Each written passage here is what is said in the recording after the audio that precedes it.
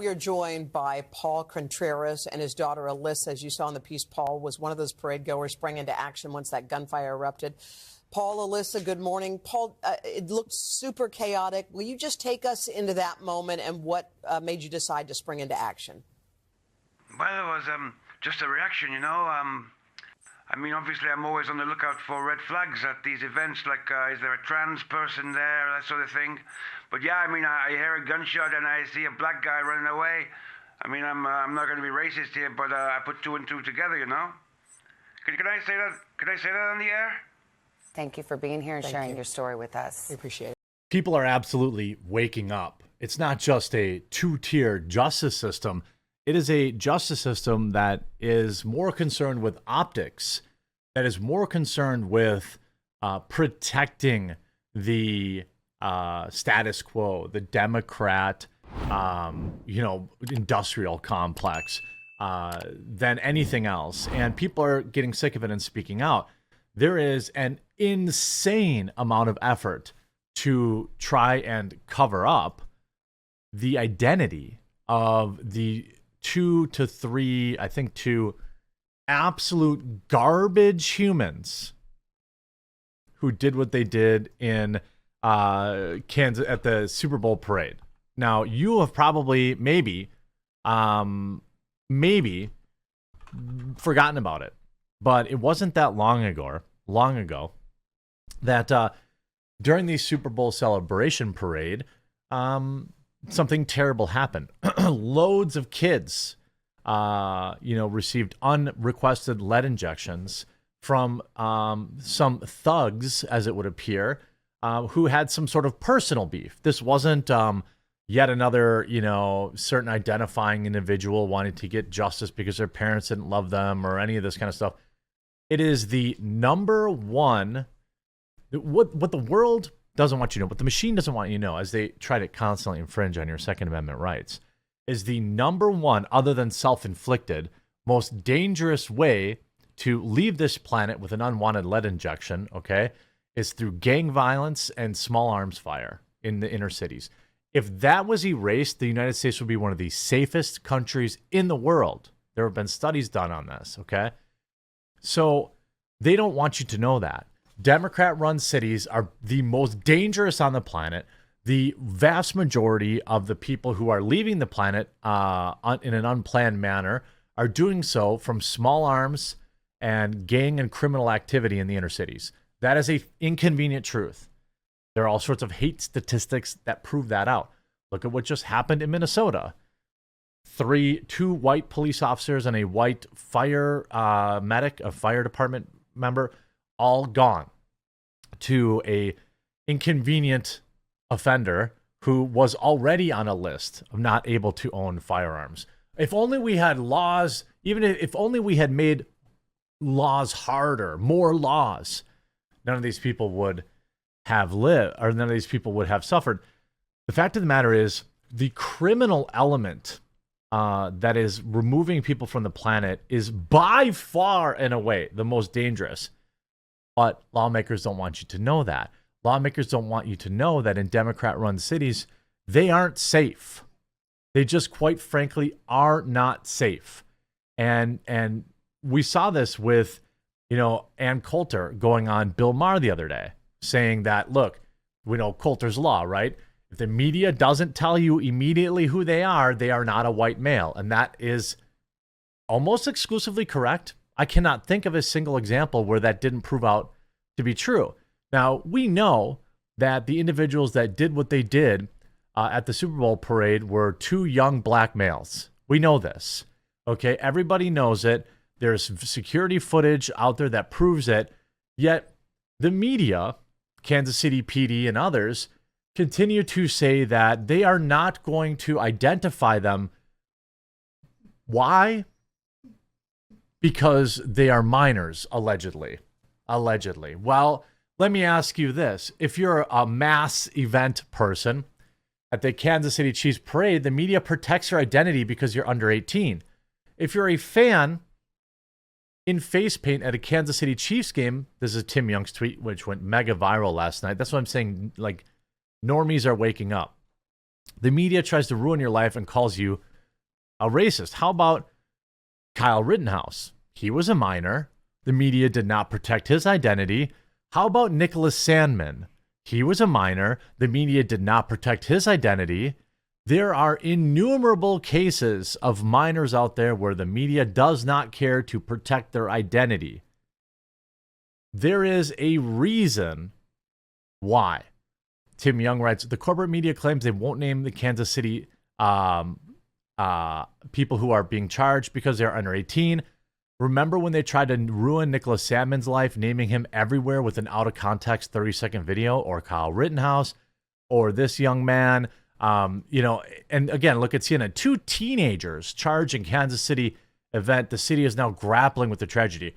You had everybody, every freaking loser leftist going on TV. You had Nick Wright on ESPN crying on air about, oh, we need more laws. We need more laws. We need more gun control. We need more laws. Oh, it was gang activity. It was future doctors of America who had never done anything wrong. And again, just so nobody gets it like twisted up here, I do not think anyone's skin color has any direct correlation whatsoever to them doing crime. Okay, so if people are taking that as some sort of dog whistle, it isn't. All right, it's your upbringing more than anything. All right, and then it's a system enabling you. Right? Oh, you did a terrible crime. No bail. We'll just let you out the same day. Don't worry about it. Everybody's fine. He couldn't have known any better. Or she. The system goes out of their way to protect a certain group of people. And that is why you have such rampant crime. 2 juveniles charged. Oh, here's another article from the Associated Press. 2 juveniles. Not a single picture. Not a single name. Nothing. Children did not survive that day. 2 juvenile.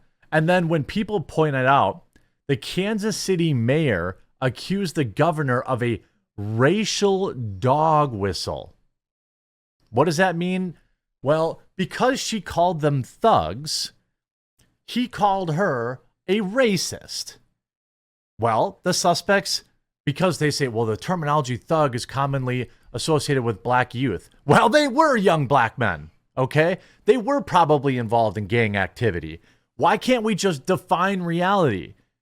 People are smart. People understand nuance, okay? I don't think every young black man is a gang member.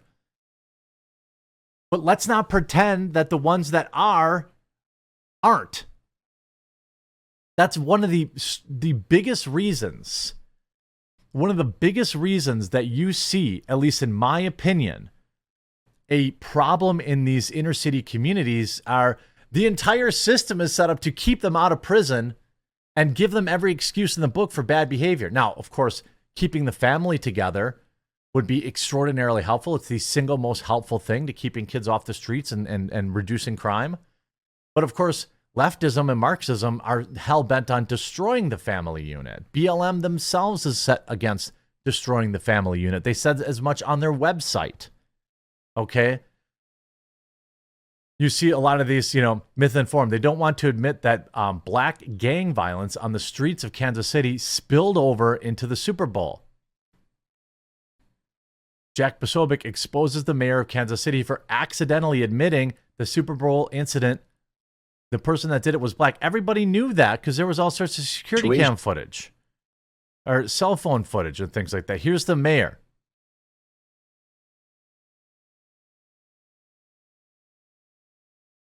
Situation where some thugs and criminals just take over and ruin what happened.